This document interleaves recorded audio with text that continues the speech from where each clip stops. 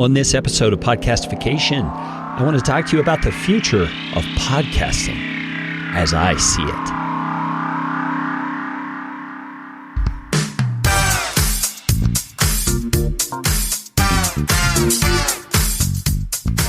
My name is Kerry Green, and I am the client happiness guy at podcastfasttrack.com, and this is Podcastification. Podcastification is all about you, teaching you how to podcast, how to put into practice the best practices that I and my team have learned in working with hundreds of clients. You are going to podcast better from listening to this show. If you like what you hear on Podcastification, please just hit the pause button, swipe to the sharing function on your app, and share this episode with somebody you know will benefit. And if you'd like to get in on more Podcastification goodness, you can do it by subscribing to our Podcast Optimizer email series. And I promise you won't get lots of junk. You'll just get one actionable email a week. Go to podcastfasttrack.com/optimizer. That is enough of that kind of stuff. Let's get you podcastificated right away. Welcome back to Podcastification. Now, I don't have a crystal ball, and I'm not one of those guys who claims to have some sort of gift of prophecy or anything like that. But I do feel like working as a professional in the podcast industry and working with clients and just watching what's going on, I have a little bit of smarts about what I see coming. I can picture some things in the future that seem like natural fits given where we are in podcasting right now. So in this episode, that's what I want to share with you, is what I've been thinking and what I think is coming.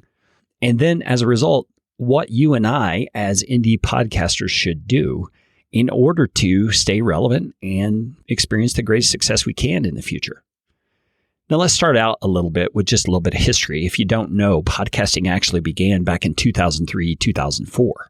You hear a lot of people talk about how podcasting is a new thing. Well, that is absolutely not true. Podcasting's been around for a long time. It was just really hard to do at first because you had to be kind of a techie person to figure out how to create RSS feeds and enclosures and things like that. But as happens with technology, everything's gotten easier. We're all able to publish fairly easily any kind of content that we want. And podcasting is the way many people are choosing to do that. And I honestly think is the better way. Here we are in July of 2019, and a lot has happened in the podcasting space. If you saw some of the most recent statistics released by Edison Research in their Infinite Dial survey, you will know that there are over 700,000 podcasts in existence right now. Now, that's not talking about individual episodes. That is talking about shows. There are over 700,000. Now, while we say that, we also have to be honest about the reality of how many of those shows are still actually publishing. The statistics show that just over 300,000 are still publishing regularly. Now, as we talk about that, we need to be honest and say some of those shows were published like in a bulk drop of episodes and were never intended to be an ongoing show. They're intended to be a resource or an entertainment package or vehicle that was given all at once and are therefore still to be considered relevant because they are indeed a podcast that you can subscribe to and download and listen to at your convenience. Just because they're not publishing regularly doesn't discredit them in any way. I think what they're trying to do when they talk about the 300,000 plus episodes that are publishing regularly is just to point out that many people start a podcast but don't continue it. That could be a choice, as I mentioned in the previous example, or it could be just a thing that the person got into it and didn't realize what they were getting into in terms of time commitment and the difficulty of coming up with content and those kinds of things.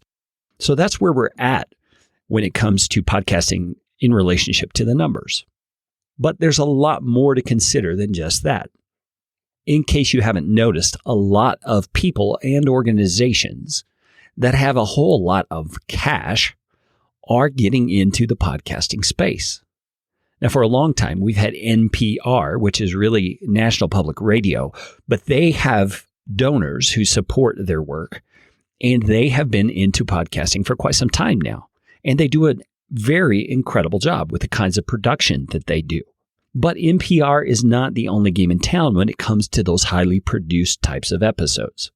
Most of us have heard of shows like S-Town and Lore and different shows that have a higher production value in terms of sound effects and voiceover and different actors even, and audio dramas and true crime podcasts. And you see the categories and the production value are increasing all the time.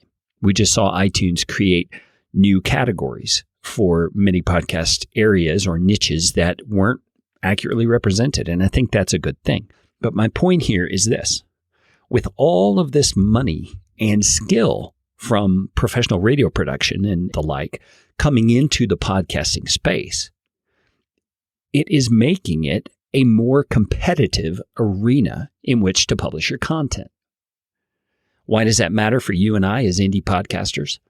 Well, it's because we're not only competing with each other and with others in our particular niche, we're now competing with those who have the big dollars. And it's a competition I'm glad to take on, but it has its things that we need to think through in order to do what we do well. Let me give you some examples. If you are putting out a podcast, let's say about marketing in general, or maybe let's be a little more specific, digital marketing, online marketing with social media and Instagram, LinkedIn, all those kinds of things. You are in a niche that has to do with digital marketing, obviously, but you also are competing with people who don't even talk about digital marketing. And why is that?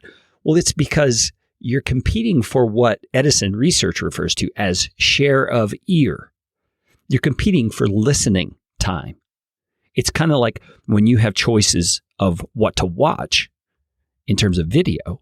Well, you have lots of options. You have YouTube, where there's a lot of individual creators similar to podcasters, but there's also brands that are publishing things on YouTube. But that's not it. You have Amazon Prime also that you have to compete with. You have Netflix that you have to compete with. You have Hulu that you have to compete with. You have regular broadcast television and cable news that you have to compete with. You have sporting events and pay-per-view that you have to compete with. You see, if you're in the video space, you're competing for share of eyeballs, share of watches. In podcasting, we're competing for share of listen, share of ear, because people are going to make choices about what they listen to and what they do not listen to. And that's simply a result of the fact that we all have a limited amount of time. We can't listen to everything. And so I want you to start thinking about podcasting and about the effectiveness and reach of your podcast in particular outside the realm of your niche or industry. You need to realize that there is a broader field that you're playing on, a broader set of competitors that you're having to come against. And many of those, as I mentioned, have the big dollars. And so they are producing at a higher level. And when I say producing at a higher level or use the term production value, what I'm referring to is the quality of audio and production that they're doing. They're doing narrative-based things. They're doing storyline-based things. They're hiring writers to help them write scripts. I mean, a great example of this is a podcast that GE, General Electric, put out. It's an audio drama. It's called The Message. And then it has a follow-up podcast called Life After. Listen to The Message in particular and pay attention to what they've done. They basically have created their own sci-fi fantasy kind of a story. They have sourced actors. They have produced it as an audio drama. They have sound effects. They have a real believable storyline. I mean, it is an amazing production. And it's put out by a company that has plenty of money to do that sort of thing.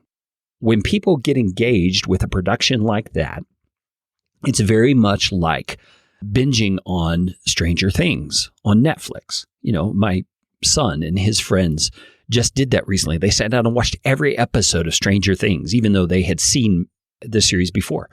It's kind of like when you go back and you watch all the Lord of the Rings trilogy or something like that. People are doing that kind of thing. And people are doing that with podcasting.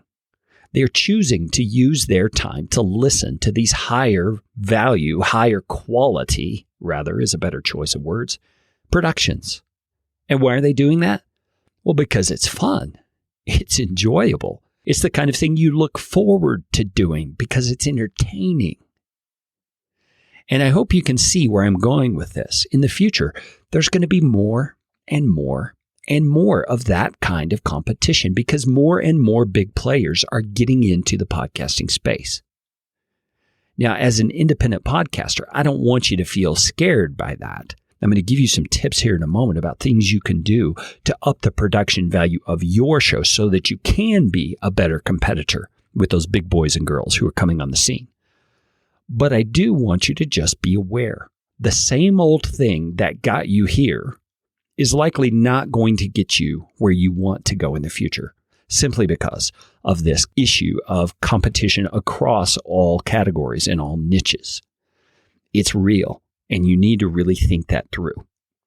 Now, before I get to some practical tips about what we can do to amp up our production value, let me just say this. There is still, and I believe always will be, a place for niche podcasts, industry-specific podcasts, hobby-specific podcasts, lifestyle-specific podcasts. Why?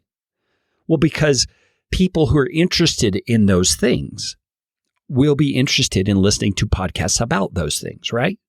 And so if you can continue to position yourself as a leading voice in that niche or in that area of interest, you will be able to gain a following. You will be able to build an audience. But here's what I want you to consider in that fact. You've got to be giving them something that is worth them not just becoming a listener, but continuing to be a listener. You see, I get the question all the time as a podcast consultant, what do I do to get more downloads, more subscribers? And it's a valid question to a point, but I don't think the question goes far enough. Because just like a sales funnel where you're getting people coming into your sales process, what really matters is how many of those people who come into the process you actually close, you actually sell something to. And then here's the part I'm going at, that you can maintain as an ongoing customer. Because an ongoing customer is an ongoing source of revenue. Now let's take it outside the realm of a purchase in commerce, and let's put it into this context that you and I are talking about right now, and that is getting subscribers to your show. Man, if you get 500 subscribers a day for your show, that'd be a wonderful thing, and I would be all for that. But I'm going to be more concerned about what are you doing to keep those subscribers. And as you and I both know, you're only going to keep those subscribers if you are providing something to them that is valuable enough that they're going to stick with you, regardless of all the big brand shows that come out and regardless of how highly produced they are. What you offer to your listeners is of much more importance than how you get people to listen to your show. We've got to quit playing small. We've got to quit trying to do the hacks that will get more people to pay attention to us initially. And we've got to start thinking longer term. We've got to start thinking bigger than just that. We need to have our focus on building relationship with our listeners. And we begin that process of relationship building through freely and generously and amazingly providing value to them. Now, what are the things that could constitute value in your niche or industry? You need to think that through. That's a question you should be asking yourself.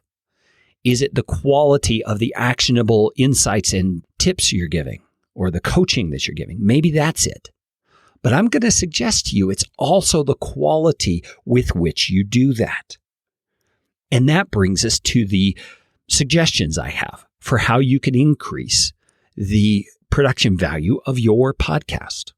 The very first step is to get in touch with your audience and what they consider to be valuable. Now think about that for a moment. What do they consider to be valuable? Are they looking for practical advice on very niche specific topics? Well, then you need to figure out how to give them that practical advice in spades.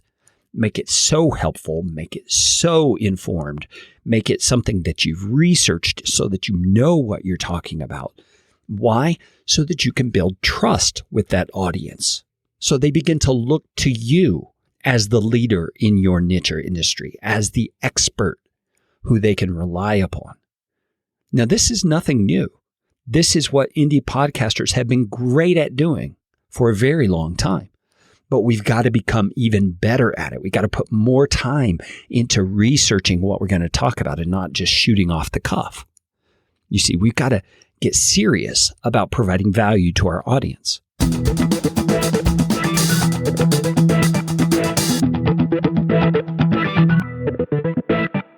This issue of making our podcasts something that is sticky, something that listeners come back to again and again and again because they love what they're hearing and they love how they're hearing it, is a very important issue.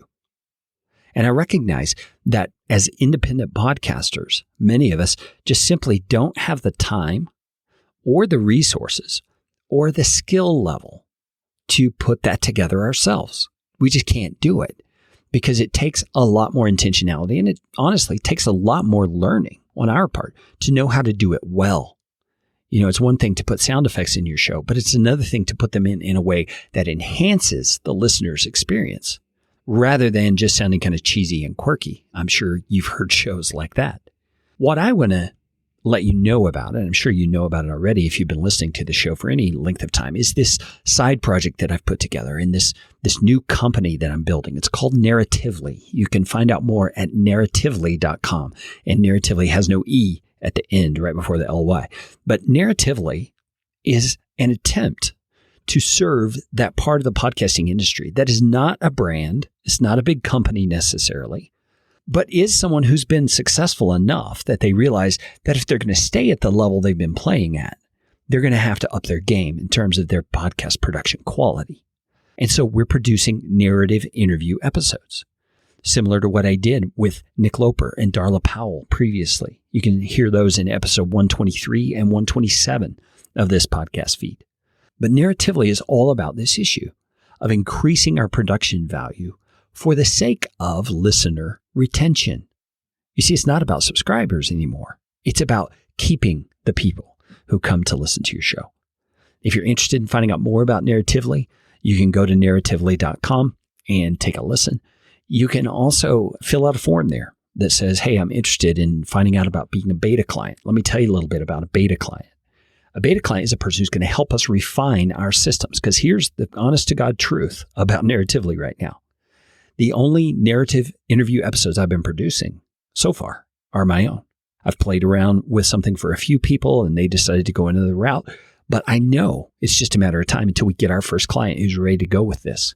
And Narratively needs some beta clients, people who are willing to come on and help us refine systems, to iron out the kinks, to figure out how this whole thing is going to work. And for clients who, number one, we believe in their message enough to take them on as a client, and number two, who have some money to invest, more than a typical podcast production would cost, but are also willing to help us tweak our systems and refine it as we go, we're going to give a discount for that service. As a beta client, we want them to succeed. We want to work out our process for their sake, but we also genuinely appreciate how much they're going to invest in our process of building out the system. And so if you're interested, go to narratively.com. At the bottom of the page is a form you can fill out to get a response from me personally about your interest in being a Narratively client. Now, let me just say this right off the top. It costs considerably more than typical podcast production on a per episode basis, even at the beta client level, just because there's so much time and so much expertise involved. I mean, hiring creative writers and things like that who can help us come up with scripts and all that kind of stuff. It takes a lot to put it together. So if that describes you, a person who's willing to invest in your own podcast in that way and to that degree, hit me up at narratively.com and let's talk about you becoming a beta client. All right, let's get back to the episode about the future of podcasting.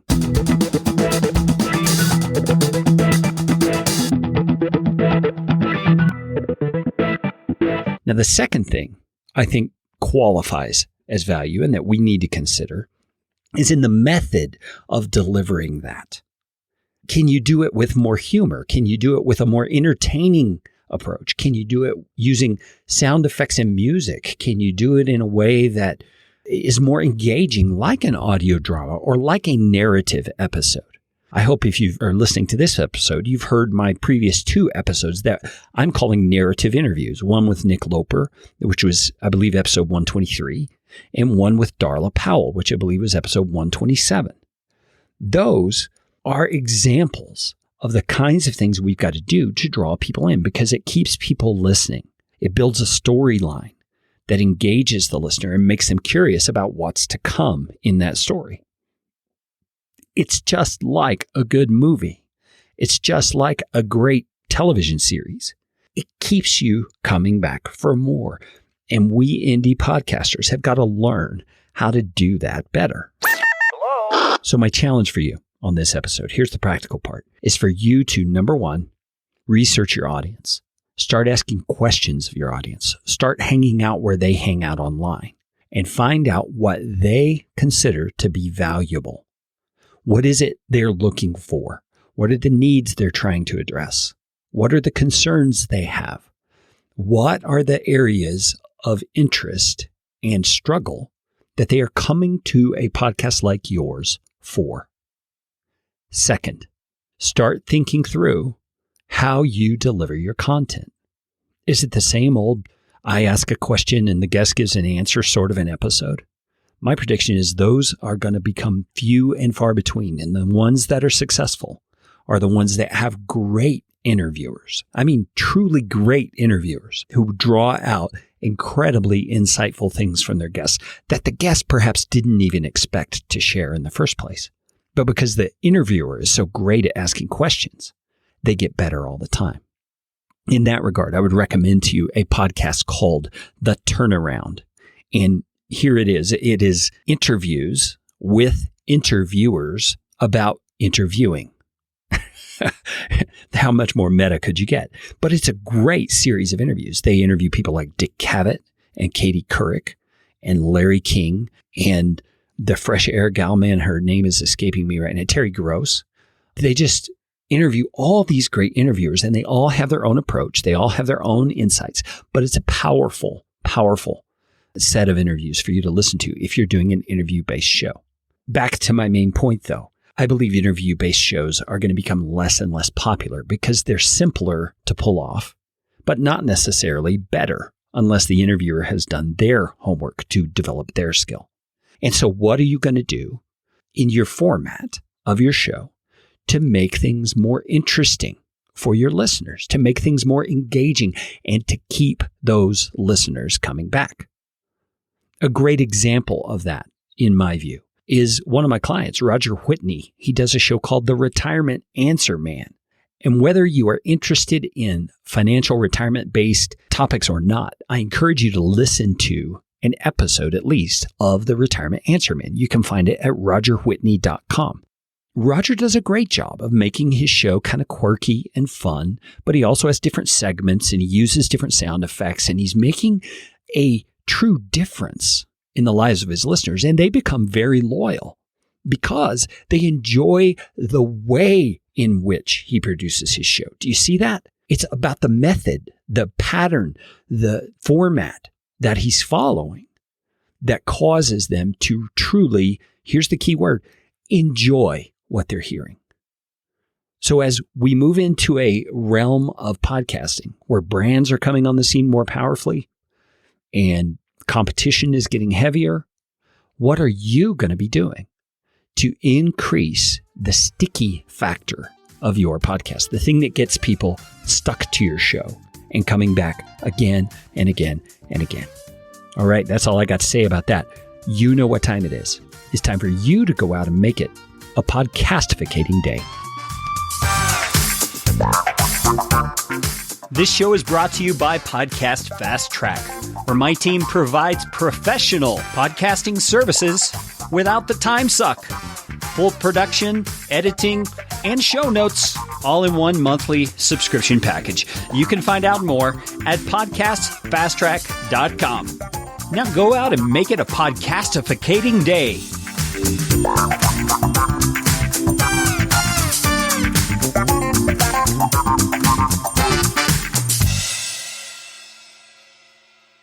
Audio editing and show notes by podcastfasttrack.com. Get 15% off your first month by mentioning this show.